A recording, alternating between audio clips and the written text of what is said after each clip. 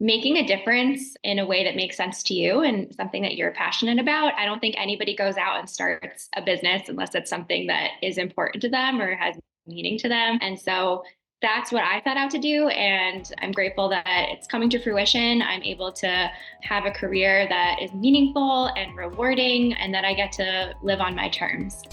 I'm Lisa Harding, ex-EdTech CEO turned certified teacher career coach. It wasn't all that long ago that I was recruiting, interviewing, and hiring teachers for roles in corporate America. Teachers that ended up being some of my all-time best employees. Fast forward through my own career transition, where I left my role as CEO to become a stay-at-home mom, I now work with and empower teachers to transform their lives by turning their once distant career dreams into realities. In this podcast, I give you simple, actionable, step-by-step strategies to help you do the same. If you're a burnt-out teacher or simply need a change and you're looking to create a life you love, you're in the right place, friend. Let's get started.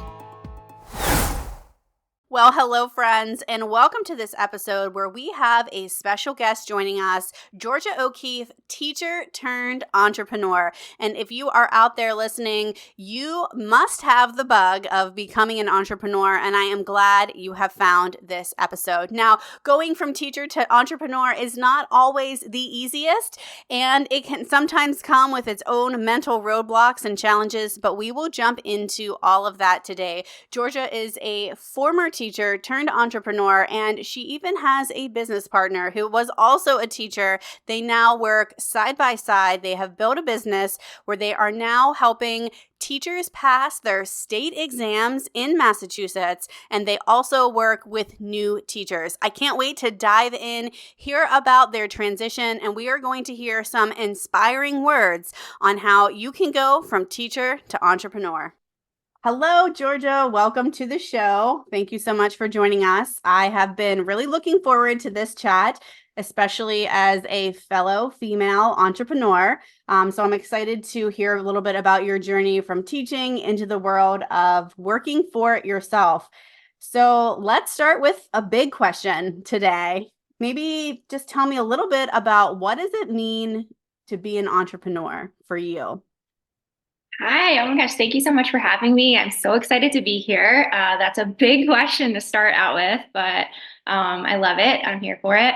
To me, being an entrepreneur means just making a difference in a way that makes sense to you and something that you're passionate about. I don't think anybody goes out and starts a business unless it's something that is important to them or has meaning to them. And so that's what I set out to do. And I'm grateful that it's coming to fruition. I'm able to have a career that is meaningful and rewarding, and that I get to live on my terms. Because when you're an entrepreneur, it's a lot of work, a lot of hours, a lot of energy. But at the same time, you're doing it in a way that makes sense to you because you're your own boss.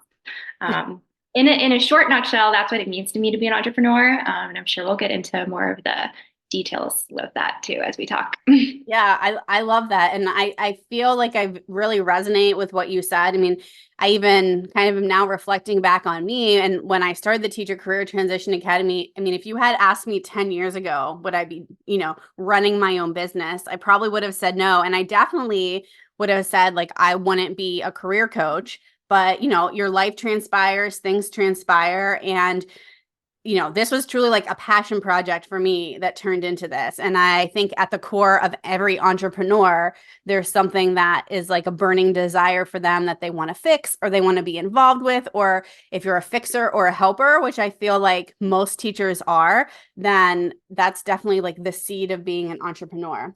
So before we dive into your business and how you got started and life as an entrepreneur, let's backtrack a little bit and tell me about what your experience was in the classroom. What did you teach? What were you doing? And kind of like what led to you thinking about something else? Sure. So I am one of those people that I think always wanted to be a teacher. And when I talk to other fellow teachers or former teachers, I find that that is kind of a common theme. You go into education because it's sort of been something that has always been in the back of your mind. You like kids, you like helping, you like teaching. know, you wouldn't really get into education otherwise. So for me, that's totally the case starting at a young age. There's a 9-year difference between my brother and I. So I was kind of always playing teacher at home with him. I was his teacher. And then just kind of always knew that was going to be my path to go into education.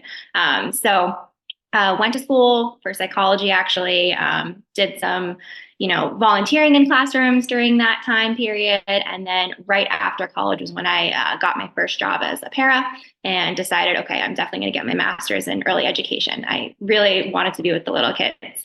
I don't know how anyone teaches the older kids. That's just me. People say that about me as well. How do you have the patience for the little ones? But it was just always, that was where I wanted to be, was with the little guys. And so got my master's, was really lucky to get a job as a pre-K teacher right off the bat when I graduated. And I'm from Massachusetts. And so the district that I worked in, pre-K, is part of the public school system. So we were in a school pre-K all the way up until 8th grade, actually. So it was a big, big school. I was with the youngest learners. And I was there for about 10 years and I really loved it. I had a lot of being the only pre-K classroom, I had a lot of autonomy to kind of do what I felt was right with my kids, which was hard at first when you're a new teacher and you need support and you don't know what the heck you're doing. But once I found my people, found my teacher friends, found pre-K teachers in other schools in the district, really, really loved what I did and was lucky to have some amazing paras working alongside me. And I loved it. I really loved it. But it just got to a point where I kind of felt that there was something more. I got a little bit curious about other things I could be doing and ways I could maybe make a difference in a different way. I think that was my biggest struggle, even though I was feeling a little bit tired, burnt out. It was COVID and also a little bit curious about other opportunities. I was like, oh my gosh, I identify as a teacher and this is such a rewarding career. Could I ever find something else that was this meaningful? And so that was kind of my struggle as I was deciding to make the leap. But ultimately, I just decided it's time. It was just kind of a aha moment, a culmination of a lot of things of feeling tired, burnt out, and this like burning desire for more that kind of just came together. And I was like, okay, it's time. I got to listen to this nudge. A lot of teachers that I work with or even just talk to, somehow the COVID situation always comes up. And it seems like I always wonder, did COVID cause this mass exodus or did it at least play like a big role in the domino effect? So I'm curious. I mean, you mentioned kind of working through COVID. When did you end up leaving? Did you leave like, what year was it? Where were we? Like, how did that kind of go down for you? Sure. So during COVID, I mean, it's actually funny.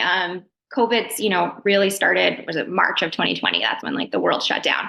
Ironically, I was on a leave of absence that school year. I had pre-COVID decided I wasn't ready to leave the classroom, but I, had that nudge that something else could happen. And so I took a leave of absence for the year, unpaid, but they allowed me to do that and secure my job for me, waiting for me when I got back. So I used that time to do some traveling and just some kind of soul searching.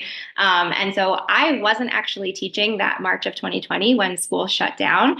But I did decide to return that fall, so fall of 2020. And we were fully remote, which a lot of people are like, how the heck did you teach pre-K remotely? And it was actually kind of fun for a little bit. The kids, kids these days, they're so good with technology. Like they can grab your phone and do your password and find an app and, they can do everything. So the fact that they got to sit in front of a computer and be like mom and dad and, do Zoom, they thought it was the coolest thing ever. So they were there, they were excited to participate, show me their house. They were just pumped about it. So it actually was fun for a little bit. And then, of course, it got draining. It's hard to fully teach remotely. Everybody who's done it knows that. And so when we did end up going back in the spring, it was kind of a hybrid model. And I had a pretty small group. So again, it was a little bit fun. But it was the following school year when we were back in the classroom, social distancing, masks, very short staffed. Kind of went from teachers are superheroes to okay, you're just back and figure it out. Mm. You got to be here. It's going to be really hard. We're not going to support you that much, but you have to do it. It kind of got back to that. And that's the year that was pretty hard for me that I kind of said, okay, this is kind of my final straw. I love what I do, but I don't feel like I can fully do it the way that I want to because of the circumstances. And that was kind of my push to get out. And something you said before when you asked this question was, did COVID cause all of this, or did it just kind of bring things to light? And I think it's the latter, where I remember having a conversation with my union rep when I was thinking about leaving, and he kind of said, this is not a you problem. There has been systemic problems for a long time in the education world, and this pandemic has brought them to light. And it's Yeah. causing a lot Well, of this. also kudos to you for the year before taking some time off to do, self discovery. I know everyone kind of listening, I know that that might be a privilege that not everyone is afforded, but even just mentally kind of taking that break over the summer, thinking about like, what if I step away? I think kind of putting yourself in a different place is a nice and kind of important part of the process. So let's fast forward a little bit. Tell us about your company. Tell us about what you do. Tell us about your podcast. I want to hear all of it. Sure, sure. You're 100% correct. It was a privilege that I was able to do that. I will say that was kind of a year that I dabbled in entrepreneurship, which I think contributes to where I am now. So I, needed to work even though I wasn't teaching. And so I ended up getting my real estate license and doing some real estate work, which was not exactly for me. But I did end up kind of taking on these roles with the team where I did kind of all the back end organizational stuff for everybody, which if you want to be an entrepreneur, being organized and getting everything, set up is a very important part of that piece. And so I dabbled in that. It also got me into a bit of like content creation work that I was doing for people on my team, as well as just kind of branching out to anyone who needed websites, content design, things like that. So in doing that, that kind of just even put it on my radar a little bit more that maybe I wanted to be an entrepreneur. And so fast forwarding, when I did leave the classroom, I was not doing what I'm doing now. I was doing a little bit of what I just spoke about. I was working on the real estate team as kind of an admin. I was doing some freelance design work, but I was missing that part of being at school. I was missing not exactly being one-on-one with the kids, but I was missing the teacher in me. I was missing that aspect of my life. And so I ended up joining forces with my business partner and one of my best friends, Christine. And it started as us starting our podcast, which was simply us realizing we talk about our teacher stories all the time. Wouldn't it be fun if we started a podcast, talked about them live, and hey, maybe other people are going to want to share their teacher stories too.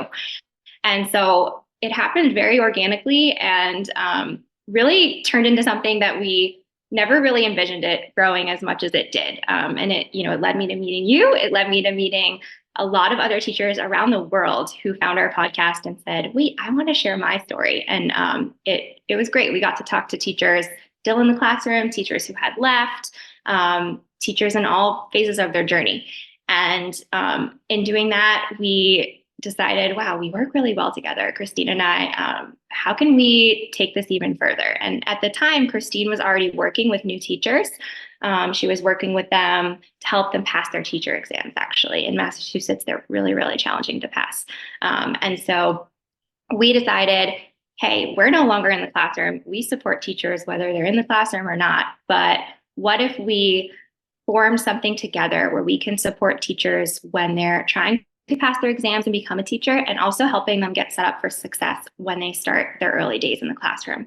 And so Christine had a lot of those pieces already. And then I came in with my design background, website, content creation, all of that. And we came together and that's what we do now. We support educators who are trying to become teachers and also just setting out in the classroom and need some support in getting set up for success. And so we work with individual teachers, and we also work with organizations like school districts, educator prep programs, nonprofits, things like that. That's amazing. And I love the work that you're doing. And especially with this mass teacher exodus, I think we're going to see more and more of a focus of how do we not only get more teachers into the field, get them passing the test, get them working, but how do we make sure their first 5 years are phenomenal and not dismal, and then they end up fizzing and burning out as well. So your mission is great. I love what you guys are doing. Now, do you still run the Making the Grade podcast? And is that something that our listeners can jump over and start listening into that as well? Yes, we definitely do. We've scaled back a little bit. So we used to release an episode twice a month. Now we do once per month. And that's just because our business has become such a big focus for us. But we love sharing teacher stories. And so you can find us on Instagram, Making the Grade Pod, and our website, makingthegradepod.com. You can see all our episodes there. You can apply to be a guest if you want to share your teacher story. And yeah, we support teachers no matter where they're at. And we think it's just really inspirational to share teachers from all over the world and, where they're at, and just provide people with someone who they can resonate with and not feel alone, whatever stage they're at.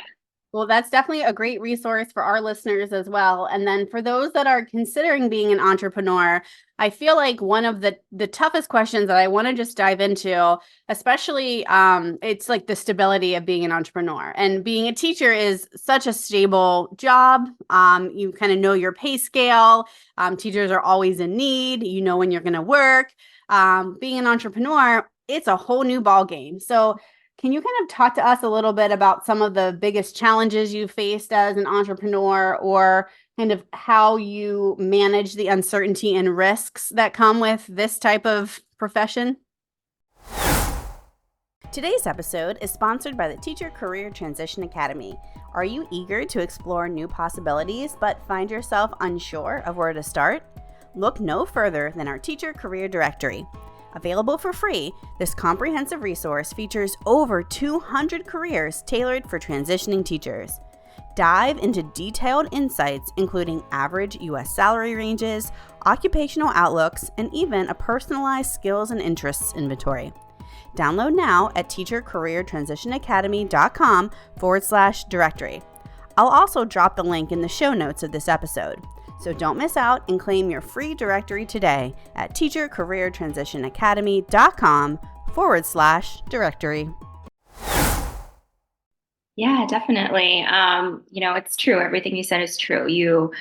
When you're working for yourself, especially when you're just getting started, you're not getting a biweekly paycheck. I guess maybe if you're really lucky and start out immediate success, you will. But for the most part, that's not the case. I do think even though teaching is such a stable job in the sense of you're getting that paycheck all the time, many districts around the country don't pay you in the summertime. So you do have to, strategically think about like, okay, I'm getting these paychecks 9 months of the year. How am I going to stretch them to make sure that I'm saving? And, some teachers are taking second jobs in order to make that work. So I think that my 10 years in the classroom, where I always was thinking about that, like, okay, I am not going to be getting paid in the summer. How do I make sure that I can pay my mortgage or my rent or wherever I was at the time? That has created this mindset of me of being very good with my money and able to just really budget and things like that, which I think have made a huge difference in my entrepreneurial life. When you're starting out as an entrepreneur, like I said, I dabbled in this when I was, still in the classroom. And when I first left the classroom, I was doing a little bit of freelance, a little bit of real estate, a little bit of this, a little bit of that.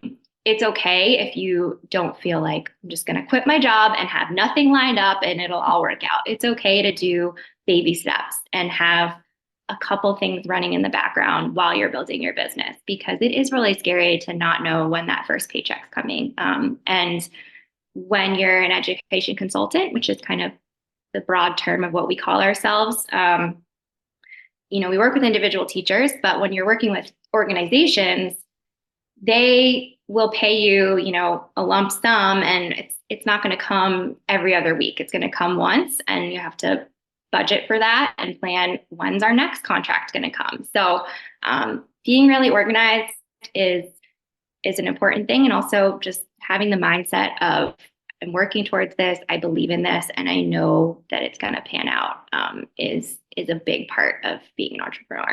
And And I it's feel like for me, having people around me that are supportive, I mean, I could never have broken out and done this. Like, we obviously rely on, my husband, my partner, my whole family is so supportive. Sometimes I need parents to come over and help with the kids because I want to get in a little extra work here or there. So I think for me to add in, I think, having support of everyone around you, because it is a tough transition in the beginning. I feel like once you're up and running, things are more smooth.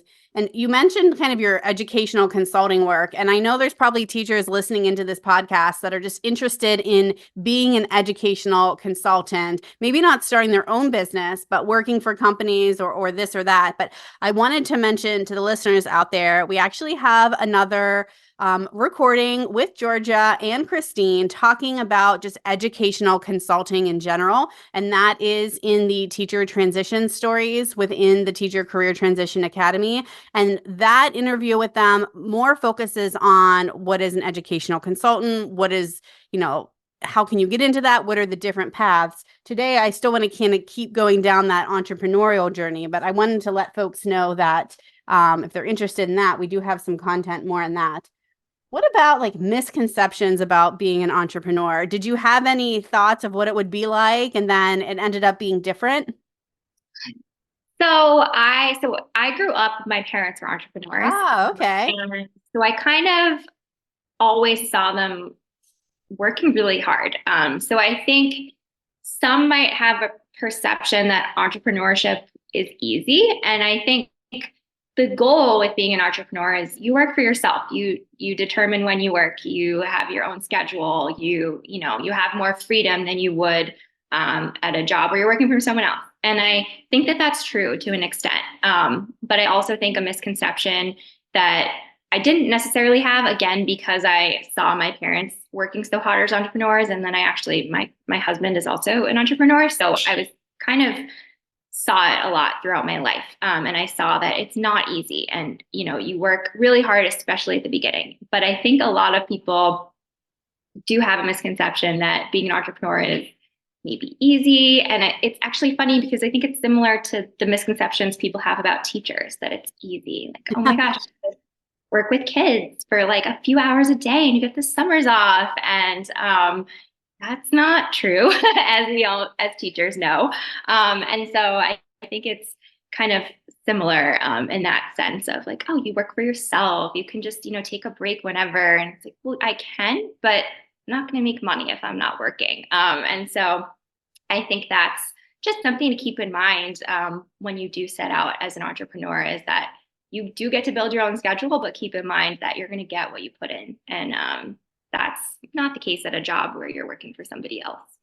Yeah, so if you have the passion for something, maybe you're doing it as a side hustle, maybe it's tutoring or helping your friends like plan their birthday events or helping people pass an exam or helping people get like whatever that little passion is that you have on the side that you love doing. And you think like, oh, like maybe this is my calling. Maybe I want to make this something. Once you think that, do you have any like small practical steps of like what did you do next? Or if someone wants to get started, like, oh, I have this on the side, like what are some practical steps of actually getting started to make this a reality? Mhm. I think number one is just try not to overthink it, which is very hard. We're like our own worst enemies. I particularly consider myself like an overthinker and working on it all the time. But I think, if you have that little passion or that side hustle, whatever you want to call it, you can easily talk yourself out of it, that it's not going to work. It could never be a business. It could never make you money, whatever it might be. So just try as hard as you can to not listen to that little voice in your head. And something I always try to remind myself that a podcast guest actually mentioned to us on one of our podcasts was that ready is a decision, not a feeling. So just kind of deciding is this something I love doing? I feel like it could be something. Let me just try. And trying could look like reaching out to someone who does what you want to do and just having a conversation with them of like, how did you get where you're at? What are some concrete steps I can do to be in a similar position as you? It could mean researching, taking an online course. You know, there's a million online courses these days of like how to start a successful tutoring business or whatever it might be. So there's lots of little baby steps that you can do. It doesn't mean you're going to immediately like quit your job and start an LLC and make your website. But there's like little things in between. And a lot of it, I think, is just, again, asking for help, that mindset piece of just telling yourself, hey, I have this idea for a reason, and I'm going to just slowly creep my way towards making it a reality. Awesome.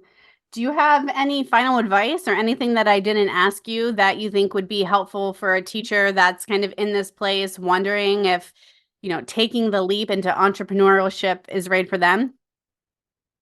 Yeah, I think teachers make excellent entrepreneurs. And so I think anyone who's thinking, oh, I'd love to be an entrepreneur, but I never could.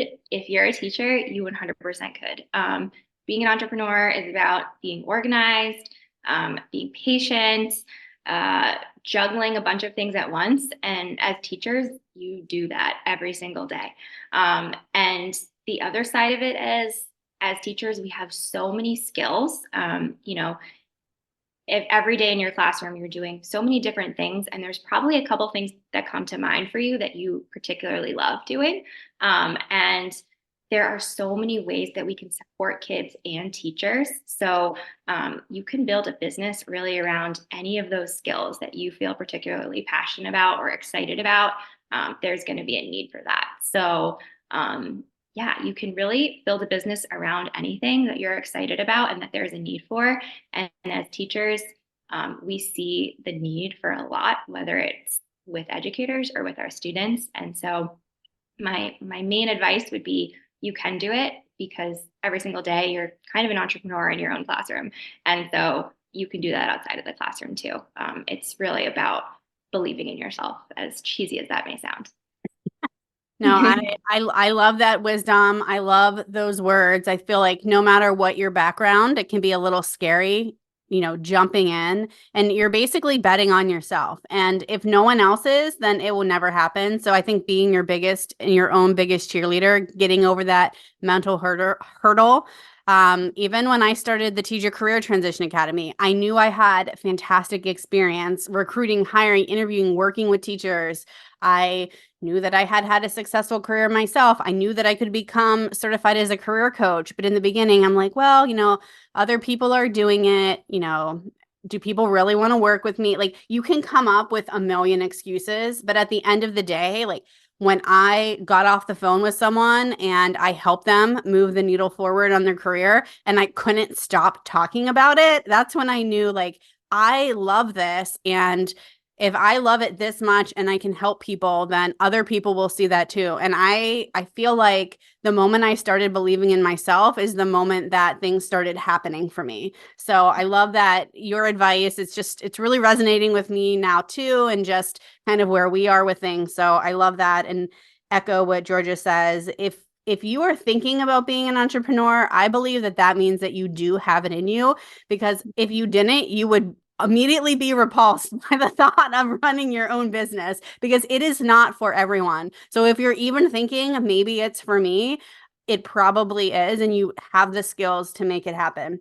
All right. Well, Georgia, thank you so much for joining us today. I'm definitely sorry that Christina couldn't make it, but you two certainly make a dynamic duo and are lucky to have each other on your entrepreneurial journey. Friends, if you're not yet subscribed to the Making the Grade podcast, make sure you head on over and subscribe to the show. I'll be sure to drop the links from today's episode in the show notes so you can continue to connect with Georgia and all the great work that they're doing. There are a lot of great paths for teachers beyond the classroom. Going from teacher to entrepreneur may not be the easiest road, but it definitely is a rewarding one. We're here for you no matter what chapter is next. And remember, friends, the journey is just the beginning. Embrace the adventure.